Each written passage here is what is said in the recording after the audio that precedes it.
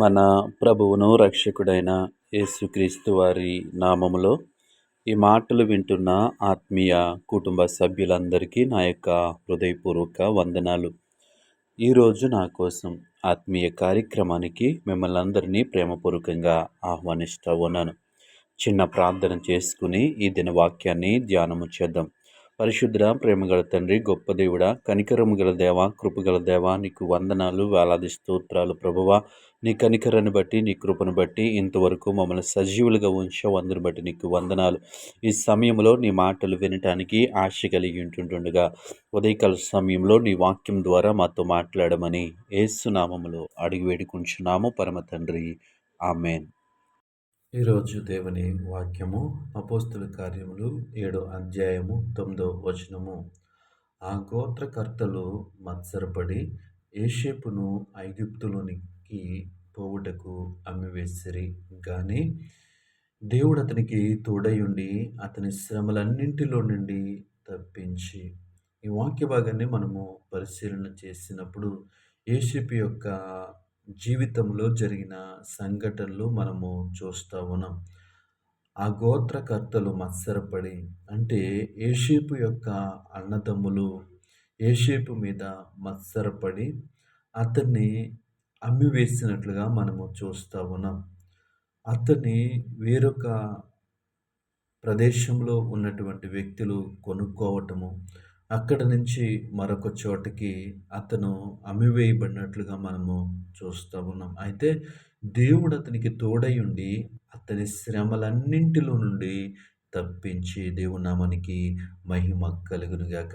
అయితే అతని అన్నదమ్ములు అనేక శ్రమలకు గురి చేస్తున్నప్పుడు, అతని అన్నదమ్ముల ద్వారా అనేక శ్రమలు అతను ఎదుర్కొంటా ఉన్నప్పుడు ఎవరు అతనికి తోడుగా ఉన్నారు అంటే దేవుడు అతనికి తోడయ్యుండి, దేవుని నామానికి మహిమ కలుగునుగాక. ఈరోజు ఈ వాక్యం వింటున్న నా ప్రియ సహోదరి సహోదరుడా, ఎవరు మనకు తోడుగా ఉండాలి అంటే దేవుడు మనకి తోడుగా ఉండాలి. ఈ లోకంలో మనుషుల మీద మనం ఆధారపడినప్పుడు యోసేపు జీవితంలో ఏం జరిగిందో మనము చూస్తూ ఉన్నాం. అతని అన్నదమ్ములు అతన్ని అమ్మివేసినట్లుగా మనం చూస్తూ ఉన్నాం. అయితే అతనికి ఎవరు తోడుగా ఉన్నారంటే దేవుడే అతనికి తోడై ఉన్నాడు. అంటే ఎప్పుడు ఆయన ఎలాంటి పరిస్థితుల్లో ఆయన యోసేపుకి తోడుగా ఉన్నాడు అంటే అతని శ్రమలు అన్నింటిలో, దేవుని నామానికి మహిమ కలుగునుగాక, అతనికి ఎదురైనటువంటి శ్రమలు అన్నింటిలో, ప్రతి శ్రమలో కూడా, ప్రతి ఆటంకములో కూడా, ప్రతి ఇబ్బందిలో కూడా, ప్రతి అవమానంలో కూడా దేవుడు అతనికి తోడుగా ఉన్నాడు. కాబట్టి అతడు శ్రమల్లో ఉన్నప్పుడు అతను నీరసించిపోలేదు. అతను సమస్యల్లో ఉన్నప్పుడు ఆయన డిప్రెషన్‌లోకి వెళ్ళిపోలేదు. కాబట్టి ఈ వాక్యం వింటున్న నీవు నేను మన శ్రమల గుండా వెళ్తా ఉన్నప్పుడు, సమస్యల గుండా వెళ్తా ఉన్నప్పుడు మనకి ఎవరు తోడు కావాలి అంటే దేవుని తోడు కావాలి. ఎవరిని తోడుగా తీసుకోవాలంటే దేవుణ్ణి తోడుగా తీసుకొని మనం ముందుకు వెళ్ళాలి. ఎప్పుడైతే దేవుడు మనకు తోడై ఉంటాడో ఆ శ్రమలలో నుండి ఆయన మనల్ని తప్పిస్తాడు. శ్రమల గుండా వెళ్తున్నా అవి మనకు శ్రమలలా అనిపించవు. ఎప్పుడో తెలుసా? సర్వ సృష్టికి కారణభూతుడైనటువంటి దేవుడు నీకు నాకు తోడుగా ఉన్నప్పుడు.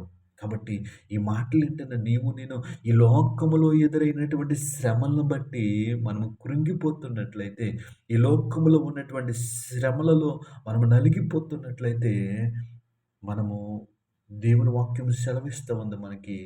దేవుడు అతనికి తోడై ఉండి అతని శ్రమలన్నింటిలో నుండి తప్పించి, ప్రతి శ్రమలో నుంచి ఆయన తప్పించాడు. కాబట్టి నీవు నేను దిగులు చెందవలసిన అవసరం లేదు. ఎందుకో తెలుసా?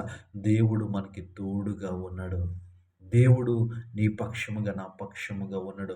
దేవుడు నీలో నాలో ఉన్నాడు. కాబట్టి మనం ఏమాత్రము దిగులు చెందకుండా ప్రతి శ్రమ వెనుక మనం వెళ్తా ఉన్నప్పుడు ధైర్యముగా ముందుకు సాగుదాం. అట్టి కృప దేవుడు మనకి అనుగ్రహించును గాక. యోసేపుకు తోడై ఉన్న దేవుడు నీకు నాకు తోడై ఉండును గాక. ఆమేన్.